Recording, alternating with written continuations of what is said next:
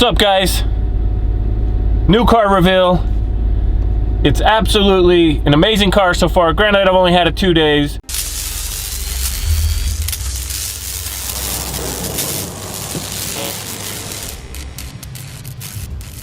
I've been looking for a while at getting a new car. Not that the Audi was not fun anymore or anything like that. It was just time for me to move on from it. It's a great car. It's going to get sold to somebody. I'll actually not make as much as I could because I want to make sure it goes to somebody who's going to enjoy it as much as we've enjoyed it. I had the Aston Martin for about 6 months and then sold it. I had the Lamborghini for about 6 months, and the R8 I've had for about 2 years. So, I mean, as far as a car goes, it was amazing. And it set the bar really high for what I want my next car to be. The main reason is that's the first car that I've had that I felt like I wasn't devaluing it as I drove it, which became more of a requirement for me than just the cool, exotic look of the car. Like, I bought the Aston because it was the right price point. It was a really cool car, and I wouldn't lose a lot of value, but couldn't really put many miles on it. Repairs on it were very tough because we didn't have a dealer. There was only a couple shops that could really work on it. That was also pretty much the same problem with the Lamborghini. I mean, it broke the second day I had it. That's a bummer, right? When I got the Audi, it made me realize that I need to make sure the top of my list is 1, reliability, 2, availability of shops or a dealer or somebody that could repair it if it needed to be repaired. That was a big factor when I started this search for a new car. I obviously started my search. I had a price tag that I was looking for anywhere between $100,000 to $250,000. I was looking to get a car in. I really wanted to try to see if Ford would open up allocations for the new GT, and then I would expand my price tag past that if I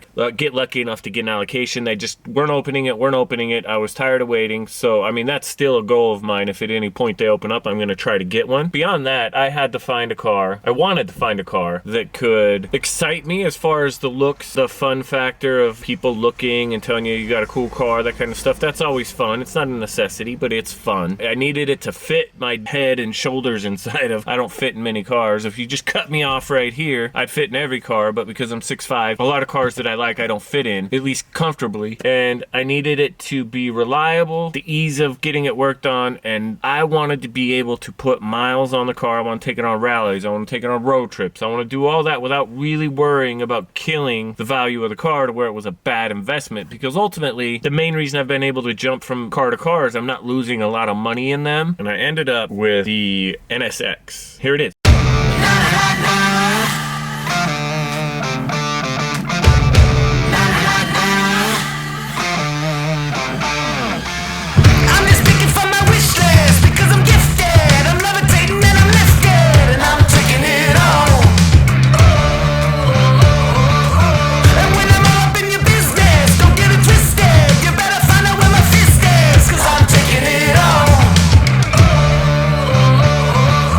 And then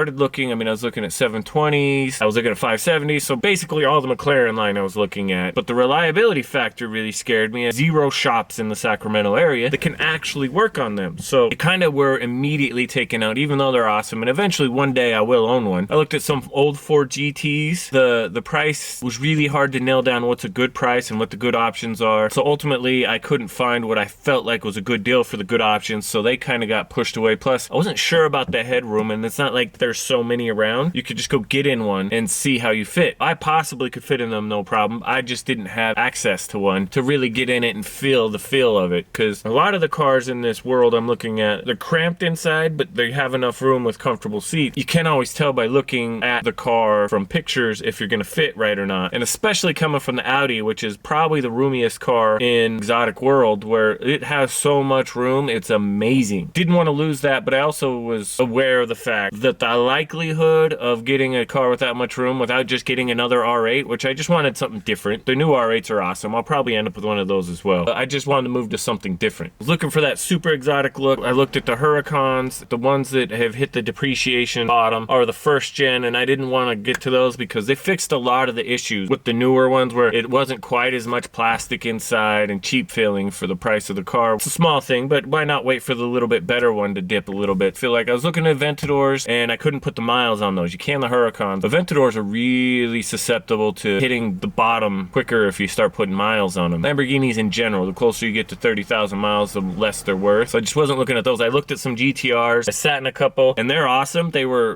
really good cars. They didn't fit me right. The seats feel like they cut into me a little bit, but they have lots of room. They're really good cars. I still sometimes think I should have got one or should get one at some point. I just haven't yet. Even looked at the M8, but I've already got the BMW flagship car. I wanted a 2-seater. I didn't really look at Porsche at all. They just don't do it for me. I was looking for something that kind of was cool, technology based, except the fact that I was probably going to lose the manual transmission unless I went with a Viper or something, which I wasn't feeling the Viper this time. So I really boiled it down. I'm just looking for more exotic with this car. Sharper edges, aggressive. I wanted a little bit of the vibe like when I pull up in a Lamborghini, people get excited to see it, but I also kind of wanted the asking me what is that like I got with the Jag. When I was doing research, once I narrowed in on this was the car I want, I literally went to every car site I could find and found every NSX for sale and looked at the options and the price they were going for with the miles. Off of this, I figured out what my price should be for the options and the miles. 17's where most of them are made, so that's where most of the used ones on the market are. They've hit a pretty good low. The one I bought had more options, so the price was a little bit higher than some of the other ones I found, but it had the options that those other ones didn't have, so I had a balance. Resell the options are really important, so I bought a little more expensive car that had all the options. I feel like I got the best deal for the options and the miles it had in the country, and it just happened to be the local Acura dealer that I have a relationship with. They had a used one and a new one. The used one was a 2017. It had 2,200 miles on it, somewhere around there, and they had a brand new one, but the brand new one didn't have all the options the used one had, and for 2,000 miles, it was like a $40,000 price difference. So I wouldn't have to take a $40,000 appreciation hit buying the new one, and it had the two-tone seats,